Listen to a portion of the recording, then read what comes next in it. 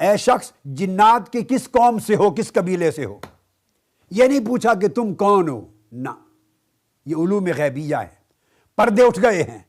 مالک، حکمران، شہنشاہ پوری کائنات عرضی کے اپنی رعایا کے ایک ایک طبقے کو پہچانتا ہے۔ آج کے حکمرانوں کی طرح نہیں کہ آپ کی رعایا کی خبر ہی کوئی نہیں، کون بھوکا مر رہا ہے، کس کو بجلی نہیں مل رہی، کس کو پانی نہیں مل رہا، کس کو گیس نہیں مل رہی، اور بغیر گیس ملے ہزارہا کے بل آ رہے ہیں گھروں میں، بغیر گیس کے۔ یعنی میرے گھر سے انہوں نے کہا کہ گیس آتی نہیں، سلنڈر گیس کا بھر کے اس سے روٹیاں پکاتے ہیں، اور گیس کے نہیں آتی، اس کے باوجود 17,000 روپے کا گیس کا بل آیا ہے۔ انا للہ و انا الیہ راجعون۔ اس سے بڑا ظلم اور کیا ہوگا؟ ایک یہ بھی حکمران ہے، لوگ قتل ہو رہے ہیں، خون بہ رہے ہیں، بھوکے مر رہے ہیں، عزتیں لٹ رہی ہیں، دہشت گردی ہے، ان کو کوئی پرواہ نہیں۔ اور ایک وہ حکمران ہے جو شرق سے غرب تک کائنات عرضی کا کوئی شخص آئے جانتے ہیں کہ یہ کون ہے، کہاں سے آیا ہے، اس کا حال کیا ہے۔ اس لیے ہم فخر ہے عاشقان مصطفیٰ کہ تم سلطنت مصطفیٰ کی رعایا ہو۔ آقا نے فرمایا جنوں کے کس قبیلے سے ہو؟ اب سنیے جواب۔ قال یا رسول اللہ، عرض کیا یا رسول اللہ، انا حام بن ہیم بن لاقیس بن ابلیس، میں ابلیس کا پڑپوتا ہوں۔ اس نے کہا جی میرا نام حام ہے، میرے باپ کا نام ہیم، میرے دادا کا نام لاقیس، اور میرے پردادا کا نام ابلیس تھا۔ ابلیس کا پڑپوتا تاجدار کائنات کی غلامی اختیار کرنے آ گیا۔ لعنت ہو ابلیس تم پر کہ تیری نسل بھی تیرے مذہب پہ نہ رہی، تیری نسل بھی تیرے مذہب پہ نہ رہی، تیری نسل بھی تیرا مذہب چھوڑ کر مشرب عشق مصطفیٰ پہ آ گئی، ملائکہ کی ہم نوا ہو گئی۔ آقا علیہ السلام نے فرمایا لا ارا بینک و بین ابلیس الا ابوین، اس کا مطلب یہ ہوا کہ تمہارے اور ابلیس کے درمیان صرف دو پشتے ہیں، تمہارا باپ اور دادا۔ قال اجل یا رسول اللہ، جی ہاں ایسے ہی ہے۔ تو فرمایا بتاؤ تمہاری عمر کیا ہے؟ آقا علیہ السلام نے فرمایا السید الاستاذ شیخ الاساتذہ و شیخ الفقہاء و رئیس العالم السید اسامہ عبد رئیس جامعۃ الازہر۔ سألہ رسول اللہ صلی اللہ علیہ وسلم لو انت من نسل ابلیس اخبرنی من ای قبیلۃ الجن انت؟ قال انا من نسل ابلیس۔ قال فمعناه ان بینک و بین ابلیس هناك واسطتان؟ فقال رسول لا ارى بینک و بین ابلیس الا ابوین۔ قال اجل یا رسول اللہ۔ سألہ رسول اللہ صلی اللہ علیہ وسلم کم عمرک؟ وهو قال یا رسول اللہ كنت حين قتل قابیل حابیل غلاما ابن عوام۔ تو کہا کہ جب قابیل نے حابیل کو مارا تھا، شہید کیا تھا، تو میری عمر چند سالوں کی تھی، میں بات سمجھتا تھا۔ اب آقا نے فرمایا میرے پاس کیسے آئے ہو؟ اس نے عرض کیا یا رسول اللہ میں سیدنا ابراہیم پر بھی ایمان لایا، میں حضرت یوسف کے ساتھ رہا، حضرت موسیٰ کے ساتھ رہا، حضرت یعقوب کے ساتھ رہا، حضرت یوسف کے پاس رہا، پھر حضرت موسیٰ کے پاس حاضری دیتا رہا، حضرت عیسیٰ کے پاس آیا۔ تو اس نے کہا آقا میں ایک پیغام اٹھائے پھرتا ہوں، میں انبیاء کی خدمت میں جاتا، سیدنا عیسیٰ علیہ السلام کے پاس گیا تھا، فعلمنی عیسیٰ الانجیل، عیسیٰ علیہ السلام نے مجھے انجیل پڑھائی تھی، اور مجھے یا رسول اللہ عیسیٰ علیہ السلام نے فرمایا تھا، مجھے پیغام دیا تھا ان لقیت محمد، عیسیٰ قال علی عیسیٰ ابن مریم ان لقیت محمدا فقرأ علیہ السلام منی۔ مجھے عیسیٰ علیہ السلام نے کہا تھا اے حام بن ہیم، اگر مصطفیٰ کی بارگاہ میں تیرا جانا ہو تو ان کی بارگاہ میں میرا سلام پیش کرنا۔ میں سیدنا عیسیٰ علیہ السلام کا سلام لے کر آیا ہوں۔ آقا علیہ السلام کی آنکھیں بھر آئیں، اللہ کے شکر میں آنکھیں بھر آئیں، سلام کا جواب دیا اور فرمایا آقا علیہ السلام نے کوئی حاجت ہے میرے لیے بتاؤ؟ تو اس نے عرض کیا یا رسول اللہ مجھے قرآن کی تعلیم دیں، آپ کا شاگرد بننے کے لیے آیا ہوں۔ تو حضور علیہ الصلوۃ والسلام نے پھر فعلمہ النبی 10 سور، آقا علیہ السلام نے ان کو 10 سورتوں کی تعلیم دی۔ تو آقا علیہ السلام نے علمہ سورۃ الواقعہ وَعَمَّ يَتَسَاءَلُونَ وَإِذَا الشَّمْسُ كُوِّرَتْ وَقُلْ يَا أَيُّهَا الْكَافِرُونَ وَسُورَةُ الْإِخْلَاصِ وَالْمُعَوِّذَتَيْن 10 صورتیں آقا نے ابلیس کے پرپوتے کو پڑھائیں اور مسلمان کر کے اپنی امت میں شامل کر لیا۔ سیدنا فاروق اعظم رضی اللہ تعالیٰ عنہ فرماتے ہیں کہ اس کے بعد میری ملاقات ہماری نہیں ہو سکی، اس وقت دیکھا تھا، معلوم نہیں آج وہ زندہ ہے یا نہیں۔ یہ میں نے ریفرنسز اس لیے دیے کہ معلوم ہو جائے اب تک کہ آقا علیہ السلام اپنی ولادت سے پہلوں کے بھی شہنشاہ تھے۔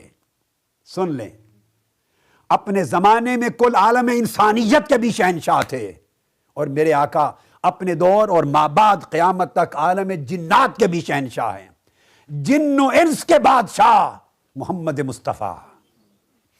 اب ملائکہ کی بات سنیے، یہ بات آ گئی جن و انس کی۔ اب جن و انس کو تو میرے آقا کے غلام تھے ہی، اب بہت سے لوگوں کو اس معاملے میں مغالطہ رہتا ہے کہ کیا ملائکہ بھی آقا علیہ الصلوۃ والسلام کی غلامی میں تھے؟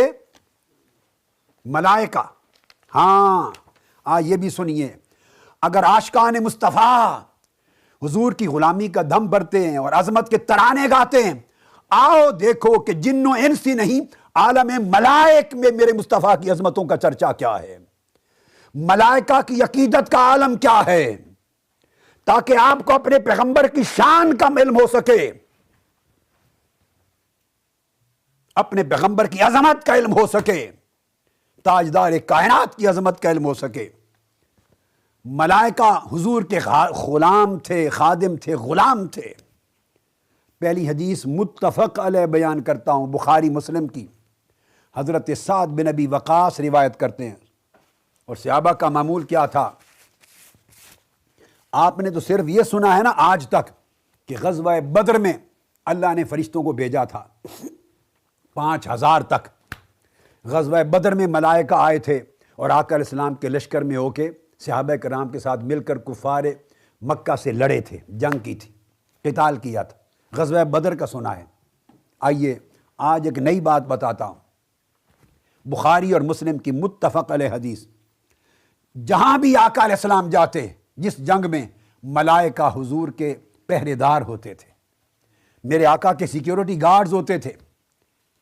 پہلے سیکیورٹی گارڈ صحابہ کرام ہوتے تھے، ابو بکر صدیق حضور کے گارڈ رہے، فاروق اعظم، عثمان غنی، علی شیر خدا اور دیگر رضوان اللہ تعالی علیہ مجمعین، کثیر صحابہ یکے بعد دیگرے رات اور دن کو سیکیورٹی گارڈ بن کے پہرا دیتے تھے۔ پھر آیت اتری، واللہ یعصمک من الناس، کہ اللہ نے خود محبوب آپ کی سیکیورٹی کی ذمہ داری اٹھا لی ہے۔ اللہ نے فرمایا محبوب آج کے بعد صحابہ کو ریلیکس کر دیجئے، آپ کی سیکیورٹی کی ذمہ داری میں نے خود اٹھا لی۔ چنانچہ پھر اللہ پاک ملائکہ کو بھیج دے، ملائکہ میرے مصطفیٰ کے سیکیورٹی گارڈ بن گئے۔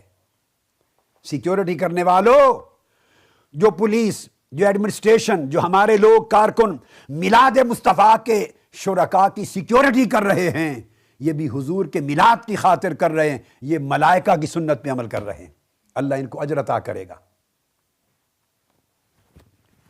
سعد بن ابی وقاص روایت کرتے ہیں، وہ کہتے ہیں رأیت رسول اللہ صلی اللہ علیہ وسلم یوم احد، یوم احد، میں نے یوم احد میں خود رسول پاک صلی اللہ علیہ وسلم کو دیکھا اپنی آنکھوں سے، وَمَعَهُ رَجُلَانِ يُقَاتِلَانِ عَنْهُ، میدان جنگ میں 2 شخص حضور علیہ السلام کے ساتھ تھے، ایک دائیں اور ایک بائیں، علیہما ثیاب بیض، وہ سفید دودھ کی طرح سفید لباس پہنے ہوئے تھے، کاشد القتال یقاتلان عنہ، کاشد القتال، حضور علیہ السلام کی طرف سے دشمنوں سے لڑ رہے تھے، چونکہ آقا علیہ السلام نے اپنی تلوار سے کسی کو نہیں مارا، وہ رحمت للعالمین تھے۔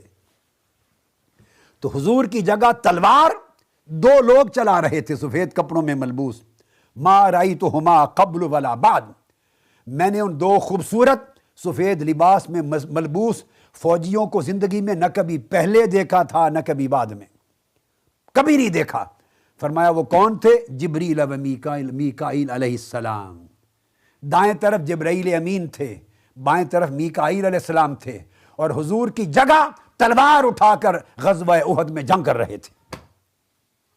کبھی پہلے بھی سنا ہے فرشتوں کا کام جنگ کرنا؟ یہ فرشتوں کے کام ہے؟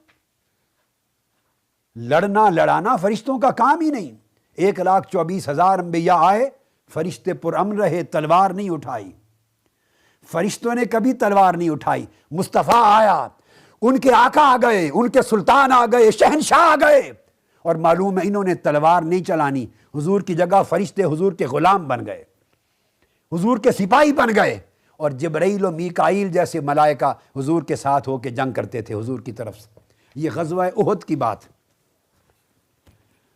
اور پھر امام مسلم اور امام احمد بن حنبل روایت کرتے ہیں، اس کے لفظ یہ ہیں: لقد رأیت یوم احد عن یمین رسول اللہ وعن یسارہ رجلین، میں نے حضور کے دائیں اور بائیں دو اشخاص کو دیکھا، سفید لباس میں، یقاتلان انو کا شد القتال، یہ جبرائیل اور میکائیل تھے، جنگ لڑ رہے تھے آقا علیہ السلام کی طرف۔ کیا ہے؟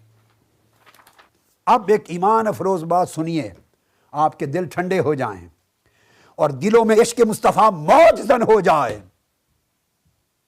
کہ رات دن حضور کی عظمت کا عالم کیا تھا۔ حضور کا ادب کرنے والوں، تمہیں بتاؤں کہ ملائکہ کے ہاں ادب مصطفیٰ کیا تھا۔ حدیث پاک میں ہے، امام احمد بن حنبل نے روایت کی، احمد بن حنبل نے، چھوٹی حدیثیں نہیں بتا رہا کتب سے، امام دارمی نے روایت کیا، امام ابو نعیم نے روایت کیا، جو آگے بتا رہا ہوں حدیث اگلی، امام طبرانی نے روایت کی، اور اس حدیث کے رجال سب ثقات ہیں، اور رجال اس حدیث کے کئی طرق سے ہے، یہ رجال الصحیح ہیں۔ حضرت جابر بن عبداللہ رضی اللہ تعالیٰ عنہ روایت کرتے ہیں، آقا علیہ السلام نے فرمایا، فقال لاصحابہ، فقال رسول اللہ صلی اللہ علیہ وسلم لاصحابہم شو امامی وخلوا ظہری للملائکہ۔ آقا علیہ السلام جب گھر سے باہر تشریف لے جاتے تو صحابہ کرام کا جھرمٹ آپ کے ساتھ چلتا۔ آپ کو اندازہ ہے کیسے محبت عقیدت میں جھرمٹ ساتھ چلتا ہے۔ آقا علیہ السلام فرماتے ہیں صحابہ کرام کو، میرے آگے آگے فاصلے پر آگے آگے ہو کے چلو، مگر میرے پیچھے نہ چلو، میرے پیچھے جگہ خالی رکھا کرو۔ صحابہ کرام سے فرماتے ہیں تم آگے چلتے ہو اور میری پشت کے پیچھے ملائکہ کا جھرمٹ چلتا ہے۔ ملائکہ ہر وقت صبح و شام گلی کوچوں میں جاتے ہوئے مصطفیٰ علیہ السلام کے پیچھے چلتے تھے۔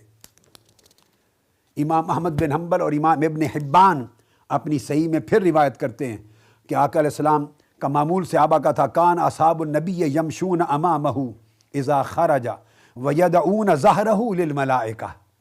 صحابہ کرام حضور کے پیچھے کا حصہ سب خالی چھوڑ دیتے تھے۔ یہ تعجب کی بات ہے، سیکیورٹی پیچھے سے ہوتی ہے، دشمن پیچھے سے حملہ کرتا ہے، لہذا پیچھے کے حصے کو کور کیا جاتا ہے۔ کیا عجب بات!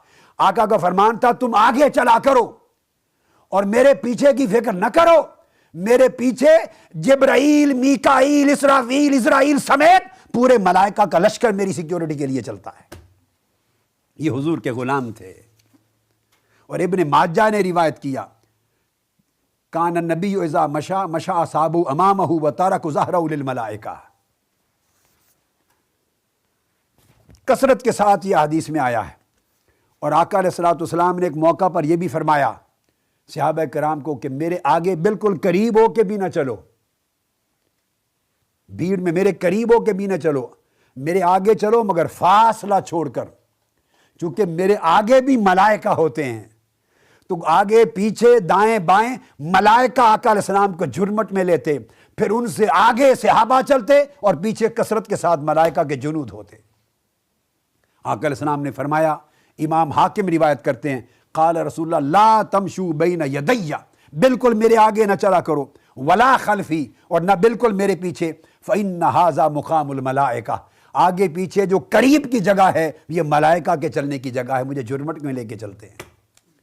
یہ ملائکہ میرے آقا کا یہ ادب کرتے، یہ تعظیم کرتے، سیکیورٹی۔ وہ حضور کے غلام بھی تھے، حضور کے خدام بھی تھے، غلام اور خدام تھے۔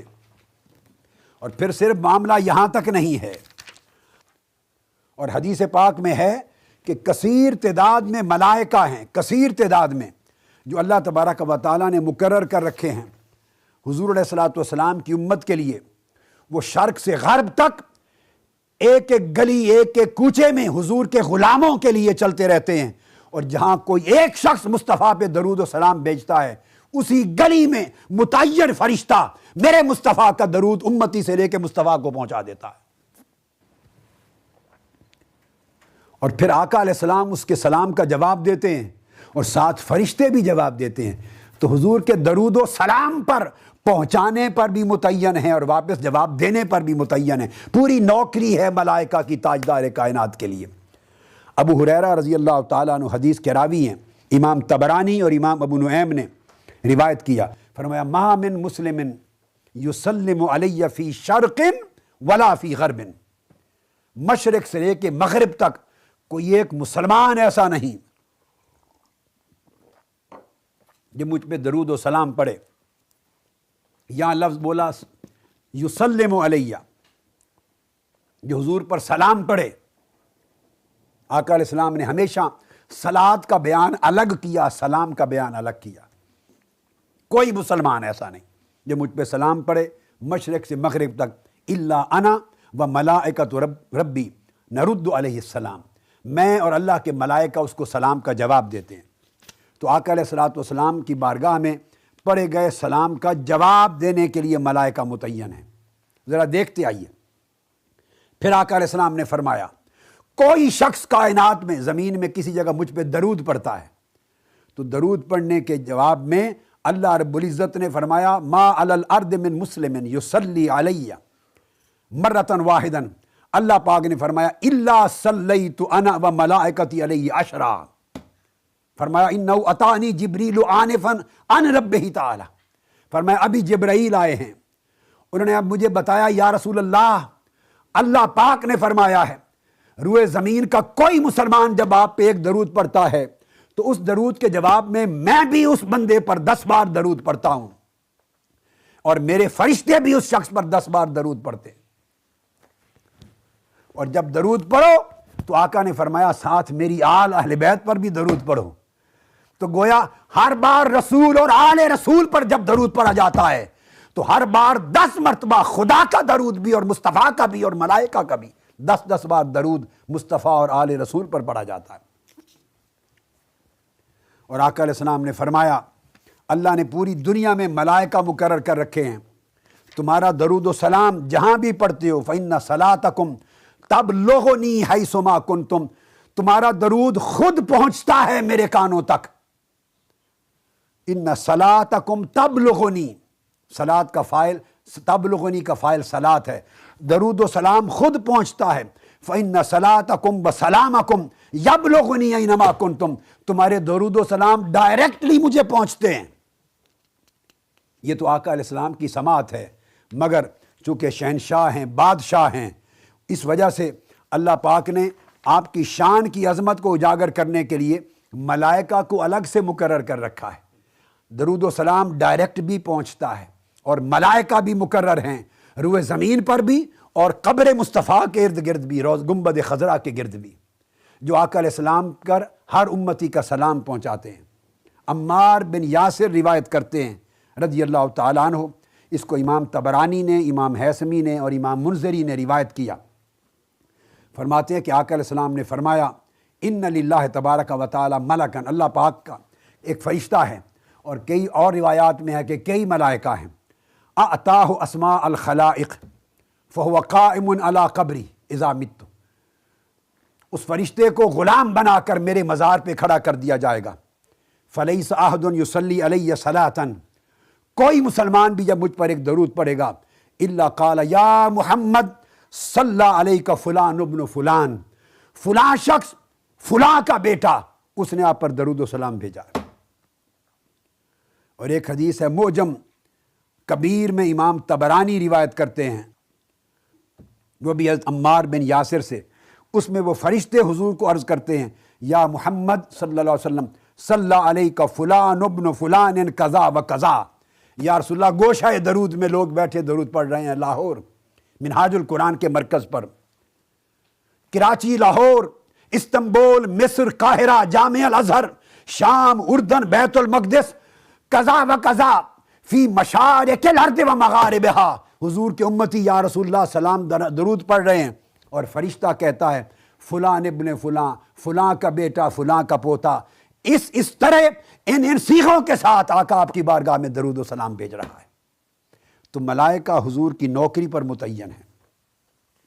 اور ایک حدیث میں عبداللہ بن عمر رضی اللہ تعالیٰ عنہ روایت کرتے ہیں، اسے امام ابو داود نے روایت کیا سنن میں، امام ابو داود نے سنن میں، اور امام ترمذی نے، اور امام نسائی نے، اور امام احمد بن حنبل نے، اور اس کو امام مسلم نے بھی روایت کیا صحیح میں، عبداللہ بن عمر سے۔ آقا علیہ السلام نے فرمایا کہ کثرت کے ساتھ کہ نماز کے بعد جب اذان ہو جائے تو پھر اذان کے کلمات دہراؤ اور میرے لیے وسیلہ طلب کرو اور صلات پڑھو، اللہ رب العزت اور اس کے ملائکہ تمہارے اوپر کثرت سے صلات پڑھیں گے۔ اور جو اگلی حدیث بتا رہا ہوں وہ آقا علیہ الصلوۃ والسلام سے مروی، اور وہ عبداللہ بن عمر سے آقا علیہ السلام نے فرمایا اگر کوئی ایک شخص ایک بار مجھ پہ سلام بھیجتا ہے، صلی اللہ علیہ و ملائکتہ 70 صلاۃً، اللہ اور اس کے فرشتے ایک درود و سلام کے بدلے میں 70 مرتبہ درود و سلام اس پر بھیجتے ہیں۔ ملائکہ کی نوکری آقا علیہ السلام پر، اور پھر اس سے بڑھ کر اور آپ کیا لیتے ہیں، اور یہ عمل جاری رہے گا۔ بڑی اہم بات، اس کو امام عبداللہ بن مبارک نے روایت کیا، امام عبداللہ بن مبارک نے، اور یہ حدیث جو اب کوٹ کر رہا ہوں یہ حضرت کعب الاحبار روایت کرتے ہیں کہ وہ حضرت عائشہ صدیقہ رضی اللہ تعالیٰ عنہ کی خدمت میں پیش ہوئے، اور حضرت عائشہ صدیقہ کی بارگاہ میں بیٹھ کر وہ حضرت کعب حضور کی شان کے تذکرے بیان کرنے لگے، ذکر مصطفیٰ کرنے لگے۔ اس حدیث کو امام دارمی نے روایت کیا اپنی سنن میں، امام قاضی اسماعیل نے فضل الصلاۃ میں، اس حدیث کو امام بہقی نے روایت کیا اپنی شعب میں، اس حدیث کو امام عبداللہ بن مبارک نے روایت کیا کتاب الزہد والرقائق میں۔ ان سب کتب میں اسانید جیدہ کے ساتھ وہ کہنے لگے کہ ما من فجر یطلع الا 70,000 ملک یضربون قبر النبی صلی اللہ علیہ وآلہ وسلم۔ ہر روز صبح جب سورج طلوع ہوتا ہے 70,000 فرشتے اللہ پاک اتارتا ہے، اور حضور کی قبر انور کے ارد گرد 70,000 فرشتے جرمٹ بنا لیتے ہیں۔ یضربون القبر باجنحتہم، اور اپنے پر برکت حاصل کرنے کے لیے مزار مصطفیٰ کے ساتھ لگاتے ہیں، مس کرتے ہیں۔ وَيَحُفُّونَ بِهِ، اور وہ ملائکہ مزار مصطفیٰ کے اوپر سے نور کا سایہ کر لیتے ہیں۔ وَيُصَلُّونَ عَلَيْهِ، اور سارا دن حضور پہ درود و سلام پڑھتے رہتے ہیں۔ فَإِذَا أَمْسَوْا عَرَجُوا، وہ فرشتے جو صبح اترے تھے 70,000 وہ آسمانوں کو واپس پلٹ جاتے ہیں۔ وَحَبَطَ 70,000 مَلَكٍ، اور 70,000 مزید نئے فرشتے نیچے آ جاتے ہیں۔ يَحُفُّونَ بِالْقَبْرِ وَيَضْرِبُونَ بِأَجْنِحَتِهِمْ وَيُصَلُّونَ عَلَى النَّبِيِّ، تو حضور کی قبر انور کے ارد گرد گھیرا کرتے ہیں، طواف کرتے ہیں، اور پروں سے چھوتے ہیں، درود پاک پڑھتے ہیں۔ اور فرمایا آقا علیہ السلام 70,000 باللیل و70,000 بالنہار، 70,000 روزانہ رات کو اترتے ہیں، 70,000 روزانہ دن کو اٹھتے ہیں، اور یہ 70,000 کا نیا سے نیا وفد ہر صبح نیا، ہر شام نیا، ہر روز اترتا رہے گا یہاں تک کہ قیامت کا دن آ جائے گا۔ حتی اذا انشقت عنہ الارض خرج فی 70,000 من الملائکۃ یوقرونہ، حتیٰ کہ قیامت کے دن جب حضور کا مزار اقدس کھلے گا اور باہر تشریف لائیں گے تو قیامت کے دن لے جانے کے لیے بھی 70,000 فرشتے حضور کو اپنی جھرمٹ میں لے جائیں گے اور توقیر کر رہے ہوں گے، اور قیامت کے دن تعظیم مصطفیٰ کا ڈنکا بجایا جا رہا ہوگا، قیامت کے دن ادب مصطفیٰ کا ڈنکا بجایا جا رہا ہوگا۔ ہر کوئی قبر سے نکلے گا اپنے حساب و کتاب کے لیے تھر تھر کانپتا ہوا، مصطفیٰ نکلیں گے 70,000 فرشتوں کے جھرمٹ میں عظمت کا صحرا بلند کرتے ہوئے، اور حدیث کے لفظ ہیں کہ وہ جب باہر نکلیں گے 70,000 فرشتے من الملائکۃ یزفونہ، وہ دلہا کی طرح حضور کی بارات لے کر جائیں گے قیامت کے دن۔ میرے آقا قیامت کا دلہا ہوں گے، جیسے باراتی دلہا کو عزت و تکریم سے لے کے قیامت کے دن جاتے ہیں، مصطفیٰ کو یوقرونہ و یزفونہ اس طرح تعظیم و تکریم کے ساتھ لے جایا جائے گا۔ اندازہ کر لیں یہ عظمت میرے مصطفیٰ کی ملائکہ کے ہاں ہے، یہ ادب۔ کتنا بد نصیب ہے وہ مسلمان جو انسان ہو کر تاجدار کائنات کی ادب و تعظیم پر شک کرے، وہم کرے، وسوسہ میں مبتلا ہو جائے، ان ملاؤں کی بات سن کر جن کے پاس نہ علم ہے، نہ طمانینت قلب ہے، نہ نور قلب ہے، نہ انشراح صدر ہے، نہ کشف ہے، نہ القاء ہے، نہ الہام ہے، نہ حضور سے نسبت ہے، نہ تعلق ہے، مادیت پرست ہیں، وہ ادب اور تعظیم مصطفیٰ سے گریز کرتے اور شک و شبہ پیدا کرتے ہیں۔ ارے ادب سیکھو مصطفیٰ کی حدیثوں سے، صحابہ سے، ملائکہ سے، جس کا تذکرہ جا بجا رب نے کیا۔ ادب مصطفیٰ سیکھو اللہ کی سنت سے کہ قیامت کے دن کس طرح ادب کے ساتھ مصطفیٰ کو بلایا جائے گا۔ یہ ملائکہ کی نوکری تھی حضور کی سلطنت میں۔ اور ایک ایمان افروز بات کہہ دوں، ارے یہ تو اس وقت کی بات ہے جب آقا علیہ السلام کی بعثت ہو گئی۔ میں آپ کو بتاتا ہوں، آقا علیہ السلام ابھی معصوم شہزادے تھے، 3-4 سال کے، 2 سال کے۔ یہ عمر مبارک تھی حضور کی، جب پنگوڑے میں لٹایا جاتا ہے بچوں کو۔ 6 ماہ کا، 1 سال کی عمر تھی میرے آقا کی، پنگوڑے کی عمر کی۔ امام جلال الدین سیوطی نے روایت کیا الخصائص الکبریٰ میں، اور امام دارمی نے روایت کیا، امام دارمی نے السنن، آقا علیہ السلام کا جو ارشاد بتانا چاہ رہا ہوں، اور امام طلانی نے المواہب میں، اور امام سیوطی نے الخصائص میں فرمایا ان مہدہ کان یتحرک بتحریک الملائکہ۔ آقا علیہ السلام جب پنگوڑے میں لیٹنے کی عمر تھی تو فرشتے آ کر حضور کا پنگوڑا جھلایا کرتے تھے۔ 2-1.5 سال کی عمر میں میرے مصطفیٰ کا پنگوڑا فرشتے ہلایا کرتے، جھولا جھلایا کرتے تھے۔ اس وقت حضور کی غلامی میں فرشتے رہتے تھے، حضور کا پنگوڑا جھلانے والے ملائکہ۔ یہ آقا علیہ السلام کی شان اقدس۔ اب اس کے بعد یہ تو ہو گئے جن، انس اور ملائکہ۔ ایک بات سمجھ میں آتی ہے کہ جن ادب کریں مصطفیٰ کی عظمت و سلطنت کا تو سمجھ میں آتی اللہ نے ان کو عقل دی۔ انسان ادب کریں، حضور کی عظمت اور تعظیم و تکریم کریں، اللہ نے ان کو شعور دیا۔ ملائکہ تعظیم و تکریم کریں، حضور کی سلطنت اور شہنشاہیت کو مانیں، اللہ نے ان کو عقل و شعور دیا۔ اب آئیے ذرات کی بات کرتے ہیں، چونکہ میں نے شہنشاہ کائنات کہا اپنے آقا کو، جن کے پاس عقل و شعور بھی نہیں ہے، جو مکلف بھی نہیں ہیں، جن پر نماز، روزہ، حج، زکوٰۃ کچھ واجب نہیں، نہ عقل ہے، نہ شعور ہے، نہ فہم ہے۔ اب ان طبقات کی طرف بھی آ جائیے۔ میری مراد حیوانات ہیں، میری مراد نباتات ہیں، میری مراد جمادات، پتھر، درخت ہیں، میری مراد اجرام فلکی ہیں۔ آئیے جانوروں سے پوچھئے کہ تم آقا علیہ السلام کا ادب و احترام کیسے کرتے؟ حدیث سن لیجئے، امام احمد بن حنبل روایت کرتے ہیں۔ امام احمد بن حنبل حضرت انس بن مالک رضی اللہ تعالیٰ عنہ راوی ہیں۔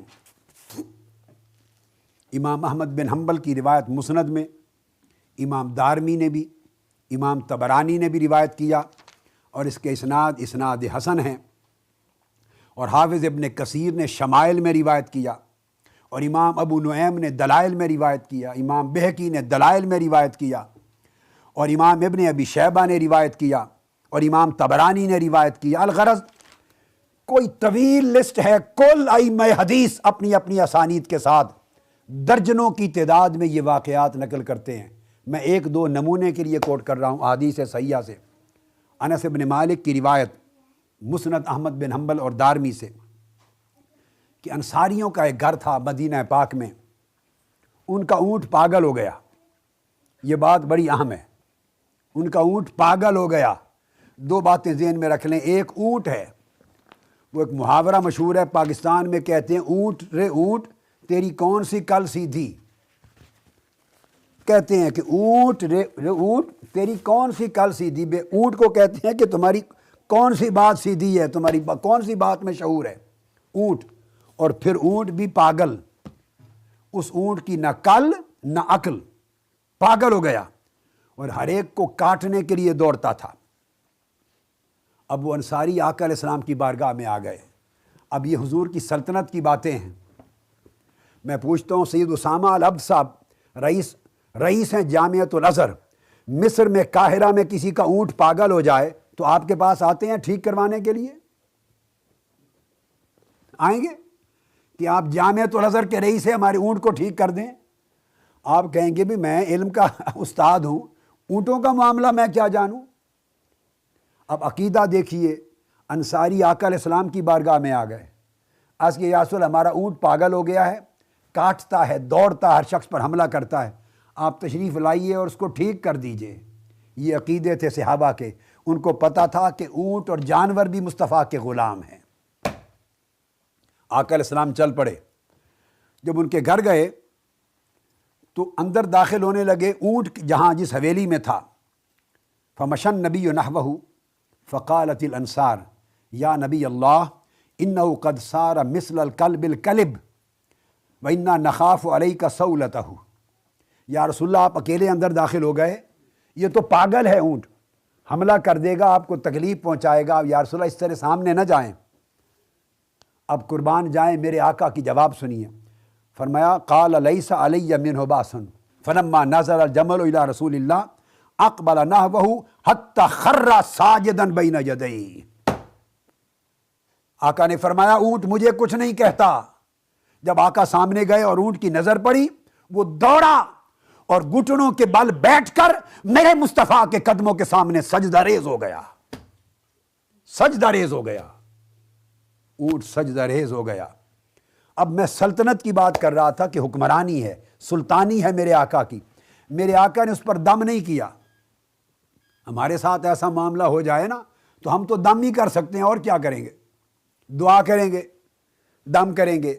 ڈاکٹر ہوگا تو علاج کرے گا, کو ٹیکا شیکا لگائے گا, اس کا ٹریٹمنٹ کرے گا. ہمارے پاس تو یہی طریقے ہیں, دنیاوی بھی روحانی بھی.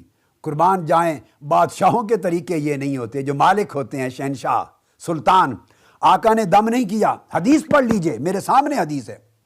فآخذ رسول اللہ بناصیتہ اذل ما کانت قط حتی ادخلہ فی العمل. میرے آقا نے اس کے ماتھے کے بال پکڑے, اس کے سر سے جھٹکا دیا اور فرمایا جائے کم کر, کم کیتا کر. اونٹ کو کہا بس کام کر, حکم دیا. اونٹ سر کو نیچے کرتے ہوئے اسی وقت اپنی ڈیوٹی پہ لگ گیا.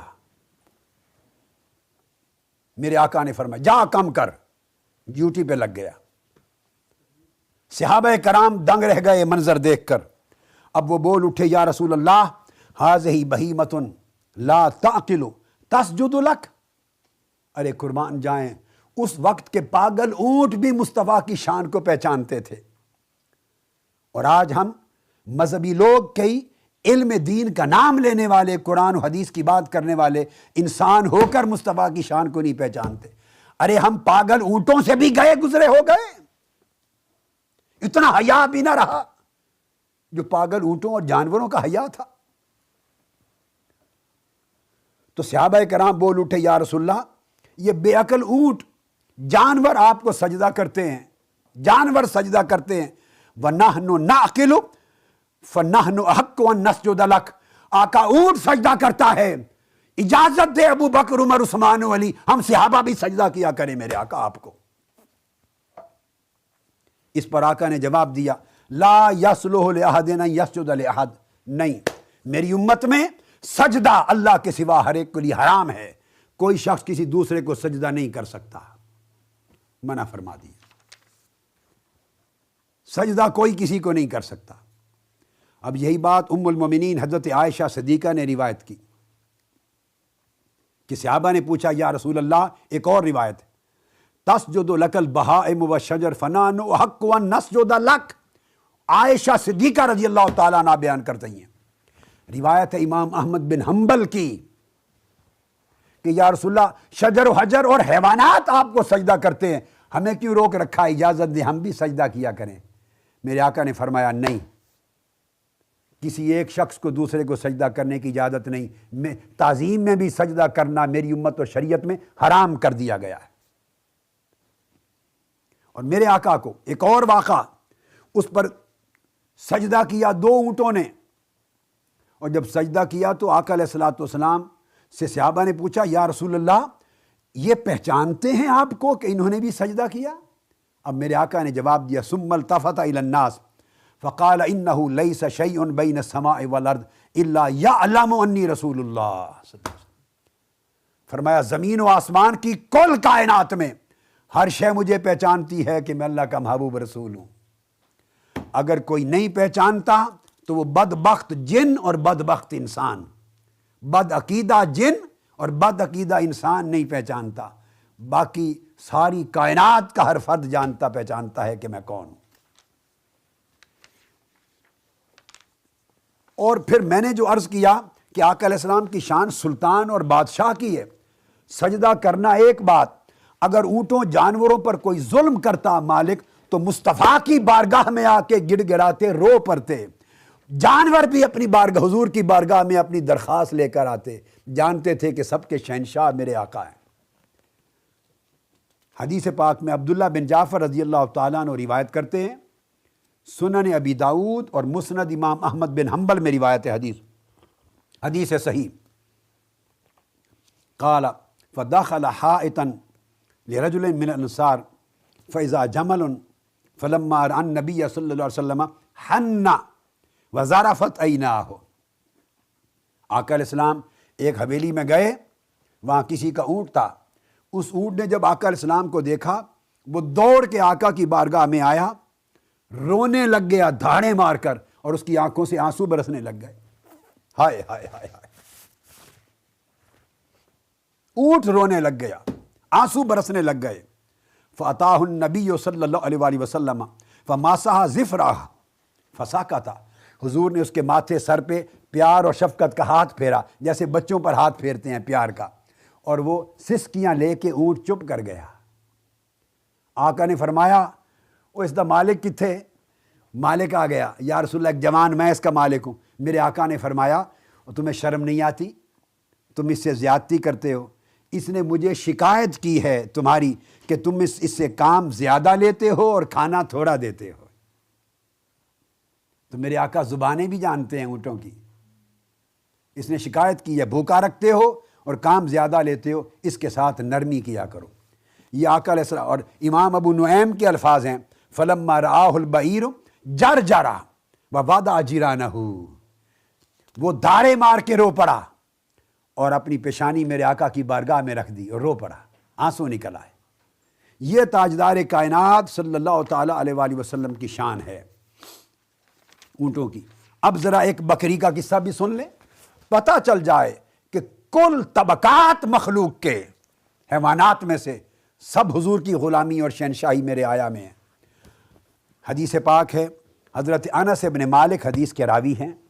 امام ابو نعیم روایت کرتے ہیں، امام ابو نعیم رضی اللہ تعالیٰ عنہ اپنی کتاب میں انس بن مالک سے فرماتے ہیں کہ آقا علیہ السلام تشریف لے گئے ایک حویلی میں. فداخل النبی صلی اللہ علیہ وسلم حائطا للانصار ومعه ابو بکر وعمر ورجال من الانصار قال وفي الحائط غنم فسجدت له. سیدنا ابو بکر سیدنا عمر بھی ساتھ تھے. حویلی میں گئے، بکری نے آقا علیہ السلام کو دیکھا، دوڑ کے آئی اور میرے آقا کے قدموں میں سجدہ ریز ہو گئی. بکری نے سجدہ کیا. جب بکری کو سجدہ کرتے دیکھا فقال ابو بکر رضی اللہ تعالیٰ، سیدنا ابو بکر صدیق نے عرض کیا یا رسول اللہ انا نحن احق بالسجود لک من هذه الغنم. آقا اس بکری سے بڑھ کر ہمارا حق ہے کہ حضور کو سجدہ کیا کریں. فقال انه لا ينبغي ان يسجد احد لاحد. میرے آقا نے فرمایا نہیں، کسی شخص کو اجازت نہیں کہ کسی دوسرے انسان کو سجدہ کریں، منع کر دیا. تو آقا علیہ الصلوۃ والسلام کا یہ رنگ کہ تمام جانور حضور علیہ الصلوۃ والسلام کے تمام جانور میرے آقا کے غلام ہیں. کل جانور غلام، بکریاں غلام، اور اسی طرح باقی بے شمار جانوروں کا قصہ آتا ہے. کثرت کے ساتھ واقعات آتے ہیں اور جانوروں کے. حضور علیہ الصلوۃ والسلام کی بارگاہ میں ہرنیاں عرض کرتی، میرے آقا کی بارگاہ میں ہرنیاں اپنی مشکل پیش کرتی، اور جس کسی کو تکلیف ہوتی میرے آقا کی بارگاہ میں وہ پیش ہو کے اپنی مشکل عرض کرتی، حضور اس کی حاجت روائی کرتے. اب یہ تو جانور تھے. جانوروں کے ساتھ پرندوں کا ذکر بھی ذرا سن لیں، پھر پتھر پہ آتے ہیں. پرندے بھی حضور کی غلامی میں رہتے. عبداللہ ابن مسعود رضی اللہ تعالیٰ عنہ حدیث کے راوی ہیں.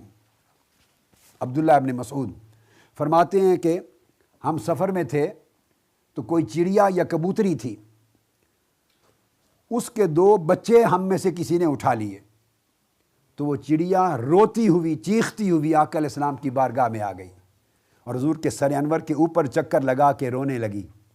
آقا علیہ السلام نے فرمایا اس کو کس نے تکلیف دی ہے اپنے بچوں کی وجہ سے؟ من فاجا ہاذہ بفرخیہا، کس نے تکلیف دی ہے؟ اپنے بچوں کے اٹھائے جانے کی شکوہ کر رہی ہے۔ قال قلنا نحن قال ردوہما، ہم نے عرض کی یا رسول اللہ ہم میں سے کسی نے کیا، فرمایا جاؤ اس کے بچے گھونسلے میں واپس رکھا، واپس رکھ دیے۔ پرندے میرے آقا کی بارگاہ میں اپنی التجائیں لے کر آتے ہیں۔ ایک عجب پرندوں کی غلامی کا واقعہ سنیے۔ حدیث پاک جس کو امام طبرانی اور ابو نعیم نے روایت کیا، عبداللہ ابن عباس بیان کرتے ہیں کہ آقا علیہ السلام سفر پہ تھے جنگل میں، آپ نے موزے اتارے، موزے وضو کے لیے، تو جب موزے اتارے تو ایک واپس وضو کر کے آئے، جنگل میں پڑے تھے، ایک موزہ آپ نے پہن لیا پاؤں مبارک پر، دوسرا موزہ ابھی پہننا تھا، تو جب ایک موزہ پہنا دوسرا بھی پہننا تھا وہ موزہ، تو اتنی دیر میں ایک تیزی سے ایک سبز رنگ کا پرندہ آیا، بعض روایتوں میں آیا ہے کہ کوا تھا کالے رنگ کا، بعضوں میں سبز رنگ کا، تو طوطا ہوگا۔ ایک پرندہ آیا دوڑ کر اور تیزی سے اس نے موزہ اپنی چونچ کے ساتھ اٹھا لیا اور اوپر نکل گیا۔ ابھی آقا علیہ السلام نے اس موزے کو پہننے کے لیے اٹھایا نہیں تھا، اتنے سیکنڈ کے اندر اس پرندے نے موزہ اٹھا لیا، اوپر لے گیا، اوپر لے جا کر اس نے موزے کو الٹا کیا پرندے نے۔ یہ میں طبرانی ابو نعیم کی روایت عبداللہ ابن عباس رضی اللہ تعالیٰ عنہ کی حدیث سنا رہا ہوں۔ الٹا کیا تو اس موزے سے کالے رنگ کا سانپ نکلا، وہ گر پڑا۔ وہ جب آقا علیہ السلام وضو کے لیے تشریف لے گئے تھے تو جنگل میں ایک سانپ وہ اس موزے میں گھس گیا تھا۔ آقا علیہ السلام ابھی وہ پہننا ہی چاہتے تھے کہ پرندہ دوڑ کے موزہ اٹھا لے گیا اور اس نے الٹا کر کے سانپ گرا دیا، دکھانے کے لیے آقا اس موزے میں سانپ تھا۔ اور میرے آقا کا جواب سنیے، آقا علیہ السلام نے فرمایا ہٰذہ کرامۃ اکرمنی اللہ بہا، یہ میری کرامت ہے جو اللہ نے میرے اوپر نازل فرمائی۔ اللہ نے یہ عظمت مجھے عطا کی ہے کہ پرندے جانور سب کو میرا غلام بنایا ہے، میری نوکری پہ مامور کر دیا ہے۔ اسی طرح درخت آقا کی غلامی میں تھے۔ استن حنانہ کا واقعہ آپ سب نے سنا ہے کہ جس کے ساتھ ٹیک لگا کر صحیح بخاری، مسلم، ابو داؤد، ترمذی، نسائی، ابن ماجہ، پوری سیاہ ستہ بھری پڑی ہے۔ سیاہ ستہ جابر بن عبداللہ راوی ہیں، عبداللہ بن عمر راوی ہیں، انس بن مالک راوی ہیں، ابی بن کعب راوی ہیں، اور اس طرح کثیر تعداد میں اور صحابہ کرام اس حدیث، سعد بن سعد راوی ہیں، عائشہ صدیقہ راوی ہیں رضی اللہ تعالی عنہا، سیدنا حسن راوی ہیں، ابو سعید خدری راوی ہیں، حضرت الغرض بے شمار صحابہ نے یہ متفق علیہ حدیث روایت کی کہ ایک کھجور کے خشک تنے کے ساتھ ٹیک لگا کے حضور خطبہ جمعہ دیتے تو ایک غلام نے حضور کے لیے ممبر بنا دیا اپنی ماں کے کہنے پر۔ اگلے دن آقا علیہ السلام گزرے، کھجور کا تنا دیکھتا رہا کہ حضور علیہ السلام میرے ساتھ ٹیک لگا کے خطبہ دیتے ہیں۔ جب حضور تنے سے آگے گزر گئے، ابھی گزرے ہی تھے اور ممبر پہ قدم رکھا ہی تھا کہ دارے مار کے خشک کھجور کا تنا رونے لگ گیا۔ جب دیکھا میرے قریب سے گزر گئے، میرے پاس سے گزر کر میرا حال تک نہ پوچھا، میرے پاس سے گزر گئے، داڑے مار کر خشک کھجور کا تنا رونے لگ گیا۔ حدیث کے لفظ سنیے، صحیح بخاری اور صحیح مسلم کے، کادت حتیٰ کادت ان تنشقا، حتیٰ کہ اتنا رویا کہ لگا کہ تنا پھٹ کے ٹکڑے ٹکڑے ہو جائے گا۔ حتیٰ اخذہا فضمہا الیہ، حضور علیہ السلام نیچے اترے، اس کو پکڑا اور اپنے سینے سے لگایا۔ فجعلت تعن انین الصبی الذی یسکت حتی استقرت، تو جیسے چھوٹا بچہ ماں سینے سے لگا لے تو سسکیاں لے لے کے چپ کر جاتا ہے، وہ کھجور کا خشک تنا سسکیاں لے کے سینہ مصطفیٰ سے لگ کے چپ کر گیا۔ آپ نے دست مبارک پھیرا، چپ کر گیا۔ ایک حدیث میں آتا ہے کہ آقا علیہ السلام کہ جدا ہونے سے جو وہ کھجور کا تنا رویا تو وہ اونٹنی کی آواز رو رہا تھا، ایک حدیث میں ہے بچے کی آواز رو رہا تھا، حتیٰ کہ لفظ آتے ہیں حتیٰ تصدع ون شکا، حتیٰ کہ چر گیا اس کا سینہ، کھجور کے تنے کا سینہ چر گیا فراق رسول میں، غم رسول میں۔ اور فلما سمع صوت الجز ومسوا، جب اس کا آواز سنی تو صحابہ کرام جو بیٹھے تھے ان کی دھاڑیں نکل گئیں، وہ رونے لگ گئے، اور آقا علیہ الصلوۃ والسلام نے پھر نیچے اتر کر اس کو چپ کرایا، اور چپ کرا کے فرمایا لو لم التزمہ لما زالہا قضا الی یوم القیامہ، خدا کی قسم اگر سینے سے لگا کے میں اس کو چپ نہ کراتا تو قیامت کے دن تک یہ دھاڑے مار کے روتا رہتا۔ پھر میرے آقا نے اس سے پوچھا، جو حدیث کے لفظ آقا علیہ السلام نے فرمایا اختر، اے کھجور کے تنے تمہیں اختیار دیتا ہوں، بول ان اغرسک فی المکان الذی کنت فیہ فتکون کما کنت، اگر تو چاہے تو تجھے دوبارہ ہرا بھرا کر دوں۔ یہ سلطنت ہے مصطفیٰ کی، اختیارات ہے مصطفیٰ کے، تصرفات ہے مصطفیٰ کے، ہر شے پر حضور کا تصرف کامل ہے، چاہے ہرا بھرا کر دوں اور پہلے کی طرح لوگ تیرا پھل کھائیں، اور اگر چاہے ان شئت ان اغرسک فی الجنہ فتشرب من انہارها وعیونها فیحسن نبتک وتثمر فیأکل اولیاء اللہ من ثمرتک ونخلک والصالحون، اور اگر تو چاہے یا نہیں تجھے جنت میں لگا دوں اور تو جنت میں ہرا بھرا ہو جائے، جنت کے چشموں کا پانی پیے، جنت کے پھل لگے اور تیرے پھل کو اولیاء کھائیں اور میری امت کے صالحین کھائیں۔ کیا چاہتے ہو؟ حدیث پاک میں آتا ہے کہ اس نے جواب میں عرض کیا اختار ان اغرسہ فی الجنہ، حضور سے پوچھا گیا، کیونکہ حضور جواب میں فرماتے تھے نعم فعلتو، نعم فعلتو، اچھا میں نے کر دیا، اچھا میں نے کر دیا، اچھا میں نے کر دیا۔ صحابہ نے پوچھا یا رسول اللہ اس نے کیا جواب دیا اور آپ نے کیا کر دیا؟ فرمایا اختار ان اغرسہ فی الجنہ، اس نے جواب میں کہا حضور یہاں نہیں، مجھے جنت میں لگا دیں، میں نے اس کو جنت میں لگا دیا، اب جنت میں نبی اور ولی اس کا پھل کھائیں گے۔ یہ عالم ہے حضور کی سلطنت کا۔ درختوں کا عالم یہ ہوتا کہ حضرت مولا علی شیر خدا فرماتے ہیں کہ فخرجنا فی بعض نواحی، مکہ سے ہم باہر نکلے، فمستقبلہ جبل ولا شجر الا وهو یقول السلام علیک یا رسول اللہ۔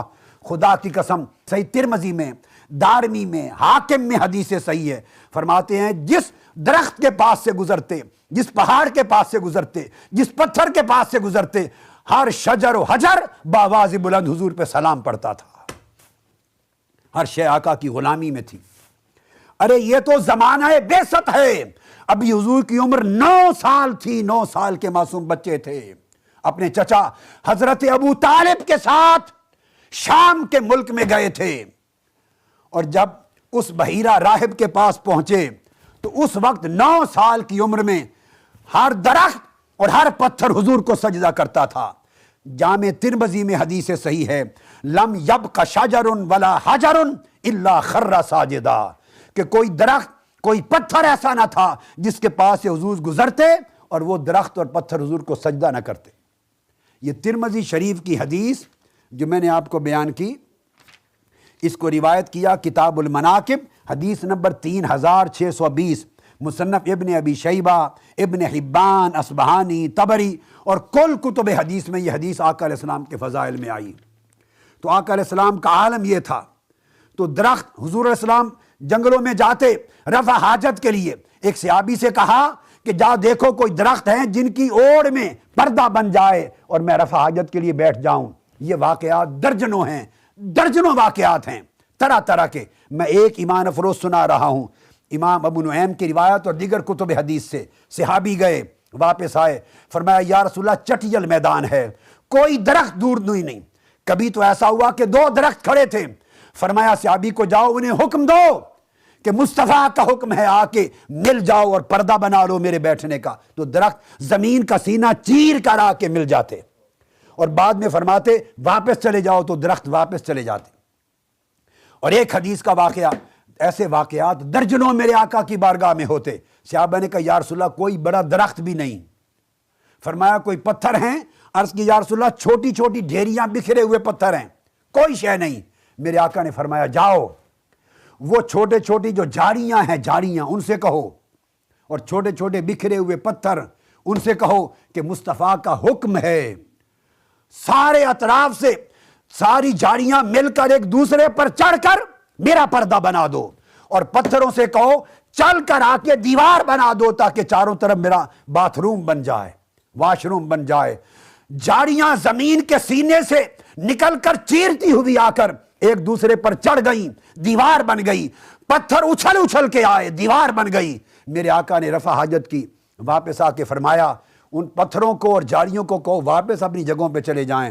پتھر بھی واپس چلے گئے، جھاڑیاں بھی واپس چلی گئیں۔